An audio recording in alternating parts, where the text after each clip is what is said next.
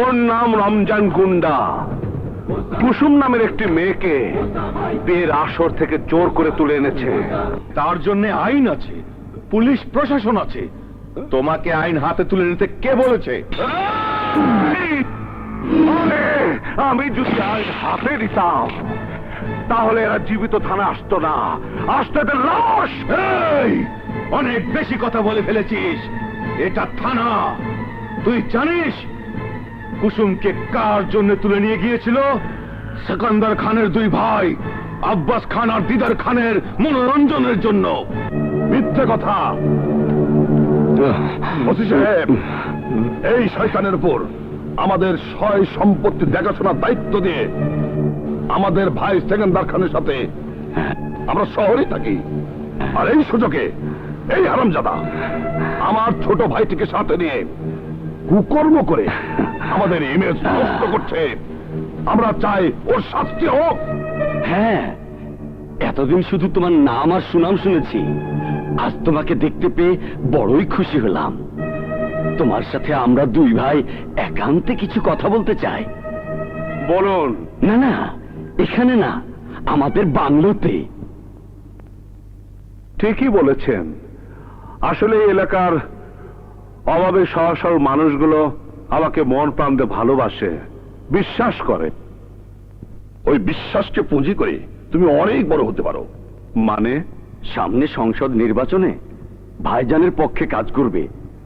জনগণকে একবার তুমি বলে দাও ভাইজান সেকেন্দার খানকে নির্বাচিত করতে।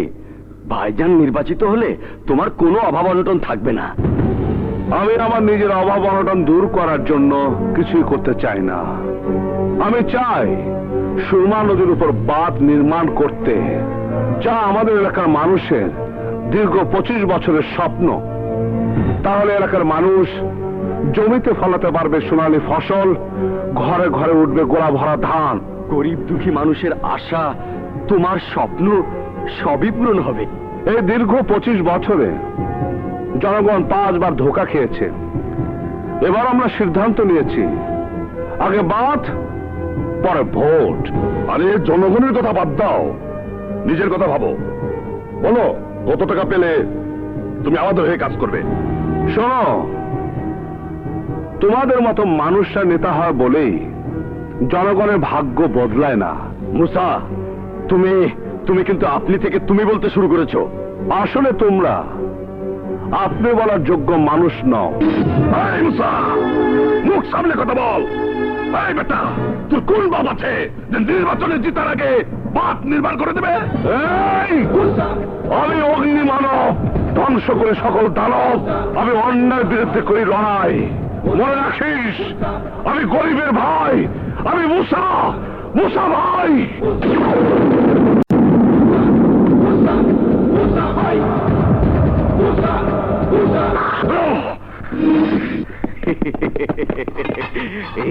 আপনারা এমন তাম্বু হইয়া রয়েছেন কেন? ওই পাগলা কুত্তায় কামড় টামড় দেয় নাই তো? আসর আছে আসর। বাঘের সাথে না পারলে বাঘের বাচ্চা ধরে আনতে হয়। ওই মুসার ঘরে কচি একটা বইন আছে, ঠিক যেন সদ্য ফোটা একটি গোলাপ ফুল। চম্পা, চামেলি, বকুল, 100টা ফুলের নামে ডাকলেও আমি তোমার সাথে কথা বলবো না। হ্যাঁ, আমার অপরাধ? পারে আসামি নিজেও জানে না সে কি অপরাধ করেছে। আর দুদিন ধরে আমাকে মাউতাদান বাজিয়ে ঘুম পাড়াওনি, এটাই তোমার অপরাধ। ও, বুঝেছি। আচ্ছা, তুই কি এখনো ছোট আছিস যে তোকে প্রতিদিন মাও তর্কন বাজিয়ে ঘুম পাড়াতে হবে? কি বললে ভাইয়া? আমি বড় হয়ে গেছি? এটা একদম ঠিক বলনি ভাইয়া। আজ তুমি মন দিয়ে শুনে রাখো, তোমার কাছে আমি মৃত্যু পর্যন্ত ছোট্ট হয়েই থাকবো। তুমি যদি মাউতার্গন না বাজাও তাহলে আমি আজ থেকে আর কখনো ঘুমাবো না। আচ্ছা বাবা, ঠিক আছে, বাজাচ্ছি। তুমি এবার শুয়ে পড়ো।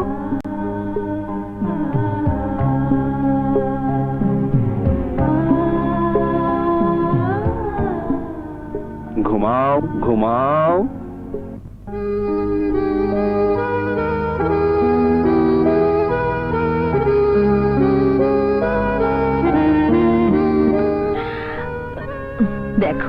তোমার মেয়েকে দেখো, এখনো মাউতার গান বাজিয়ে ঘুম পাড়িয়ে দিতে হয়। তোমার মেয়ের জন্য এমন ছেলে ঠিক করতে হবে যে মাউতার গান বাজিয়ে ওকে ঘুম পাড়াতে পারবে। শেষ পর্যন্ত আমাকে মাউতার গান বাজানো শিখতে হবে? শিখতে হবে না মানে? মা বাবাকে বলেছে যে আমাকে মাউতার গান বাজিয়ে ঘুম পাড়াতে পারবে তার সাথে আমার বিয়ে হবে। তাহলে যে আমাকে আবার প্রেমিকা খুঁজে বের করতে হবে? মানে? নতুন করে প্রেম করতে হবে না? তোমার ভরসা থাকলে তো চিরকুমার থাকতে হবে, মাউতার গান বাজাতেও পারবো না, আর তোমার সাথে বিয়েও হবে না। ও, মাউতার গান বাজানো শিখতে পারবে না কিন্তু নতুন প্রেমিকার কাছে প্রেম করতে পারবে না? দেখাচ্ছি মজা।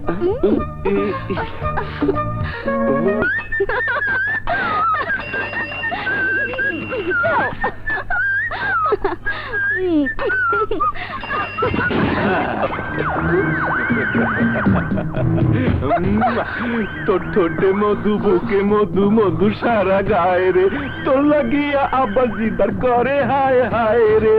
ওই ফুলকলি, তোরে আজ আব্বাস খান আর দিদার খানের বাংলোয় লইয়া যামু, চল। খবরদার, তুমি সেই তো না জামাই বাবু, বাড়িতে যাও গা। ফুলকলি রে আমরা সময় মতো পৌঁছাইয়া দিমু।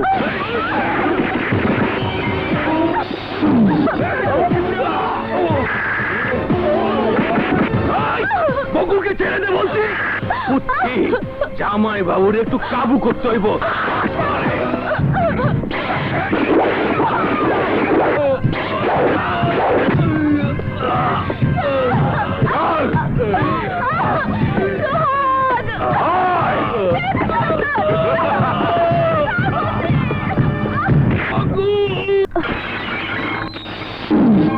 কি হয়েছে মা? আমার বুকের ভেতরটা হঠাৎ কেমন যেন মোচড় দিয়ে উঠলো। আমার বকুলের কোনো ক্ষতি? এই মশার বোনের ক্ষতি করার সাহস কারো নেই মা। বাবা, সুযোগ পেলে বাঘের বাচ্চাকেও শিয়ালে খায়।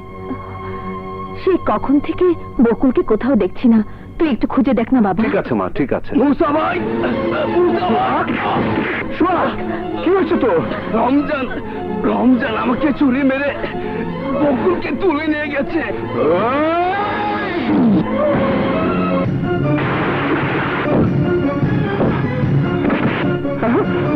বকুল!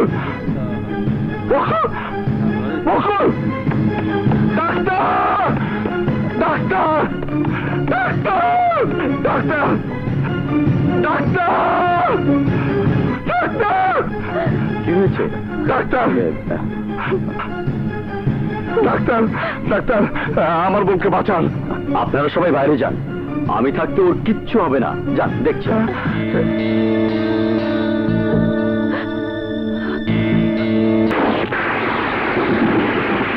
ডাক্তার, আমার বকুলের কি হয়েছে? কিছু মানুষরূপী জানোয়ার আপনার বকুলের সর্বনাশ করেছে।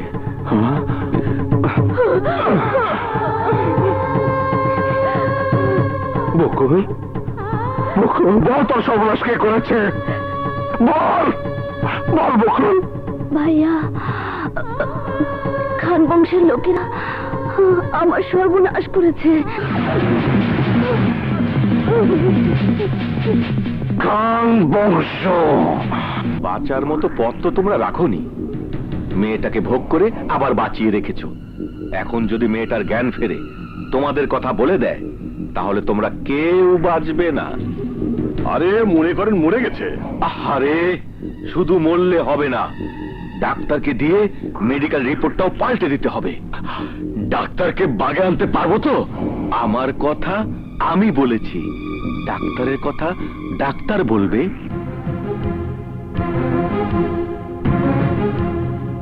জলদি ওষুধটা নিয়ে আসুন। জি জি জি।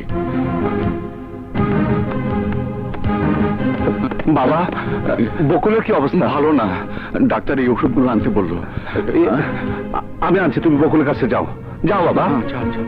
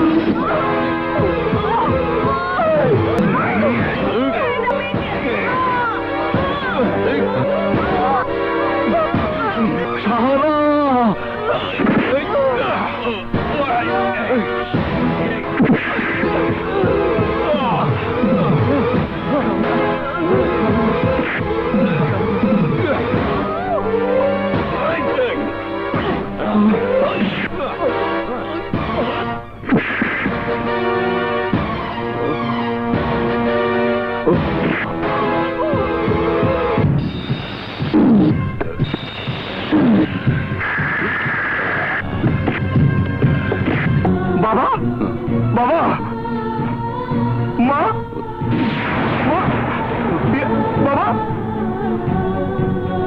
বকুল বকুল বকুল বকুল বকুল বকুল কথা বল হ্যাঁ ডাক্তার ডাক্তার আমার বকুল আমার মা বাবা ডাক্তার ডাক্তার বকুল কথা বলছে না ডাক্তার আমার মা কথা বলছে না কেন আমার বকুল আমার বাবা